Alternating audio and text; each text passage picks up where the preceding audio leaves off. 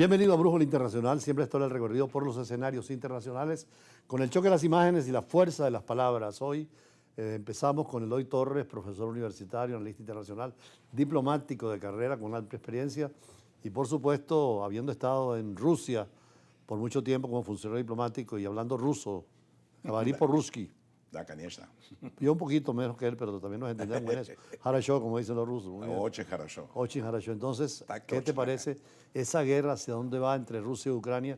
Tú que viviste en Rusia, estuviste en Ucrania, conoces la ética de esos pueblos, la historia y sobre todo la religión ortodoxa que los une. Bueno, sí, lamentablemente, mi querido embajador, eso es un conflicto, como lo hemos dicho ya en reiteradas ocasiones, que es un conflicto ocasionado por la ignorancia de algunos factores internacionales, otros por una motivación de expandir un elemento geopolítico y otros por una, digamos, incomprensión de la realidad, de esa realidad de la que hablaba Kissinger, acerca de la importancia de reconocer el espacio, digamos, el espacio, en este caso a Rusia, por parte de Occidente y por parte de los Estados Unidos. Una vez que se cae la Unión Soviética y que se acaba pues con la Guerra Fría, ha resurgido otro tipo de guerra que no es fría, sino una guerra geopolítica, de factores geopolíticos que pretenden imponerle su verdad a otros factores. En el caso de Rusia, concretamente, que aparentemente estaba debilitada, los Estados Unidos comenzaron a crear conjunto de claves, ¿no?, para decirlo de alguna manera, geopolíticos para frenar a Rusia o para enfrentar a Rusia. Y Rusia, con sobrada razón, ha preguntado, bueno, si la OTAN fue creada para acabar o para enfrentar a la Unión Soviética, ya la Unión Soviética no existe, entonces ¿para qué me van a hacer eso a mí como Rusia? Y Rusia de alguna manera ha contestado, como han contestado muy a los rusos, muy brutalmente, en el sentido con una gran fuerza, y ha provocado, la ha provocado que ocasione esta guerra que hoy en día hay entre Rusia y Ucrania. Ahora, el tema de Europa, que son 14 países, 27 países, 5 millones de kilómetros cuadrados y casi 500 millones de habitantes, esa unidad geopolítica, hubiera sido mejor que hubiera negociado con Rusia, rompiendo con Estados Unidos, o a dialogar con Estados Unidos y con Rusia sin parcializarse con la OTAN. Creo que lo segundo es lo más inteligente, haber negociado, buscar un entendimiento, porque resulta que la Unión Europea, en primer lugar, es un factor occidental. Junto con los Estados Unidos representan el todo Occidente. Y Rusia han debido atraerla, llamarla, no confiscarle sus espacios, no limitarle sus accionarios, y de alguna manera ha provocado, pues como ese cuento pues de que el oso está dormido en su hormiguero, en su madriguera, y empezaron a darle con un palo hasta que el oso se despertó y salió a darle con un zarpazo a su panal preferido, que era Crimea. Crimea es rusa, en primer lugar. Segundo, bueno, que los avatares de la geopolítica y de las relaciones internacionales han hecho que Rusia la perdiera en el divorcio de la Unión Soviética, e incluso detrás de la famosa torpeza de Khrushchev en 1954 de cederle la titularidad de Crimea a Ucrania, cosa que no le gustó a los soviéticos, a los rusos de origen, o los soviéticos de origen ruso, pero bueno, vino el divorcio y se confirmó, y por ello Ucrania tiene un derecho circunstancial de ser la titular de esa península, lo que significa para Rusia trancarle pues en sus aspiraciones de salir a las aguas calientes, como siempre ha sido. Algunos plantean de que los viejos imperios quieren rehacerse, el imperio de los zares con la Unión Soviética, el imperio otomano con Turquía, ¿Y el es chino? decir, y el chino con el viejo imperio chino. Sí. ¿No sería también una actitud de Rusia de tener no solamente el control del Mar Negro, sino toda esa extensión territorial? Bueno, eso hay que comprenderlo, e incluso hay que entenderlo en lo que dice el propio Henry Kissinger, en lo propio que dice Joe Bersheimer, en el sentido de encontrar un mecanismo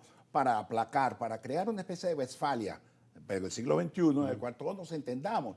Yo creo que hay posibilidades, ningún conflicto dura toda la vida. Todo conflicto termina en una gran negociación. Y los que dirigen este mundo no son tan locos como aparentemente se dice. Yo creo que se va a encontrar una negociación.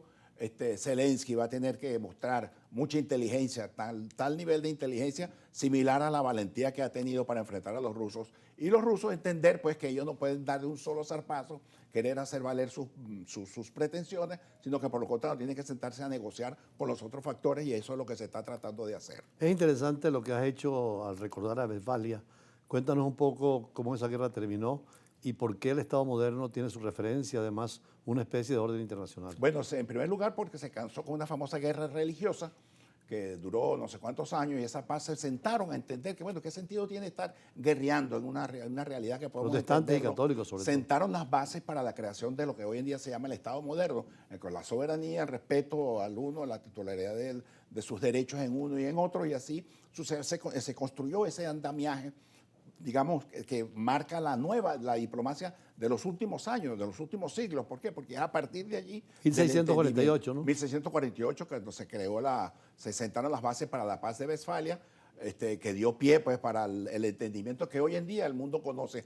Y hay que entender, como dice Kissinger, Rusia, por ejemplo, a pesar de que no formó parte en el sentido de no firmó, pero se comprometió en el sentido de respetar los acuerdos de Westfalia, y lo ha hecho, dice Kissinger, durante 400 años Rusia nos ha acompañado. Ustedes se preguntarán, a la gente se preguntará, pero caramba, hubo una guerra, la Primera Guerra, después la Segunda Guerra Mundial, sí, pero dos pasaron de determinados límites y siempre se mantuvo ese status quo en el sentido de encontrar una solución negociada a los problemas que estaban planteados. Ahora ese intento de Westfalia y después realizaciones como la Sociedad de las Naciones y ahora Naciones Unidas, pareciera que se está agotando el criterio de una sociedad mundial y que hace falta crear algo distinto.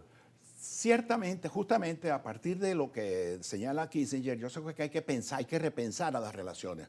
La caída de la Unión Soviética marcó un hito que de caramba se acabó la Unión Soviética, se acabaron los problemas, viendo la visión idealista de Fukuyama, diciendo que el triunfo de la historia, de la libertad, y eso, no, pero resulta que habían otros elementos que estaban presentes que hacen pues que lo que destaca posteriormente el otro profesor que habló, el que habló de la choque de civilizaciones. Y Huntington, sí, diciendo justamente la importancia de tomar en cuenta el factor religioso, de tomar en consideración el elemento civilizatorio, y hoy en día eso es lo que está planteado. Y quizás la guerra que está planteada entre Rusia y Ucrania es una guerra entre los factores occidentales y los factores orientales. El conflicto entre Israel e Irán es un factor entre Occidente y Oriente. Y el tema de China con Taiwán es un tema propio de la China, que necesita reencontrarse consigo mismo, volver a ser lo que ella fue. Hay quienes dicen que no debe hacerlo, pero resulta que la historia tiene sus movimientos y hace sus engaños, su juego, como decía Hegel, y que tarde o temprano va a tener que entenderse con Taiwán y Taiwán va a tener que entenderse con el continente chino. Y esa China que resurge con un gran poder militar, pero también económico y tecnológico, se cumplirá la vieja metáfora de Tucídides, que cuando un poder va declinando como el de Estados Unidos y un poder asciende, como era Atenas y Esparta, hay la guerra ineluctable. Bueno, eso es lo que está planteado desde el punto de vista teórico.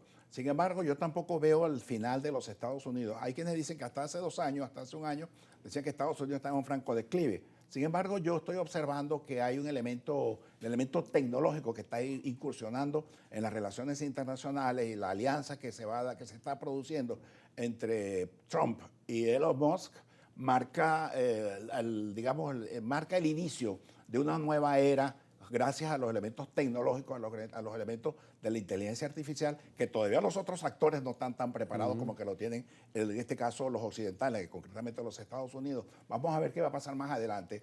Es muy temprano predecir. Yo coincido en que los factores internacionales tienen un momento de una tendencia a la decadencia, pero creo que todavía Estados Unidos tiene mucha tela de dónde cortar para mantenerse y convivir con los otros factores geopolíticos en aras pues, de redimensionar las relaciones internacionales desde otra perspectiva. Cuando tú planteas ese esquema global de grandes potencias, ¿cómo queda el Estado Nacional que previamente nace en Westfalia? Tiene que venir una reconsideración de lo que es el Estado Nacional. Personalmente creo que ya estaba planteado el solo hecho pues, de el espacio, la cuestión del Internet, la cuestión de los mecanismos comerciales, de cómo se han ido desarrollando. Eso marca pues, que el Estado Nacional comienza a ceder de determinados espacios. Y bueno, viene un entendimiento, porque eso es normal, que venga un entendimiento entre los distintos factores, de los cuales el propio Kissinger, en su famoso libro, llama Diplomacia, hacía un llamado, la importancia de coexistir con los otros factores, a pesar de las divergencias, a pesar de las diferencias, pero podemos coexistir creando mejores condiciones para el ser humano. Bueno, Kissinger en esa vía del realismo político logró entendimientos con China, precisamente el reconocimiento del presidente Nixon. y además cierto equilibrio en Europa después de la caída del muro de Berlín, ¿no? Así es, así es. Y no solamente eso, sino el mundo académico norteamericano está comenzando a observar que hay una serie de hechos que no, pero que lamentablemente en estas elecciones de los Estados Unidos, entre uno va a ganar el menos malo, en este caso, en mi opinión, va a ganar Donald Trump, no porque yo sea trumpista, sino porque la realidad se lo indica. La Kamala Harris es un ser que, en mi opinión, está viviendo un mundo fantasioso, cree que está haciendo coaching emocional, y resulta que la política es otra cosa, pues, ¿no? Y el caso está, pues, que Trump le está ganando terreno en ese terreno justamente donde el ser humano es el que vale y no la fantasía que propone la Kamala Harris. Bueno, gracias. Siempre estamos escuchándote como las clases que das en la Universidad Central de la Santa María. Es interesante estos analistas que pueden ver la visión global de lo que pasa en el mundo. Así que gracias a Eloy Torres, analista internacional. Seguimos con otros invitados en la tarde de hoy, siempre en el campo del derecho y las relaciones internacionales. Ya regresamos.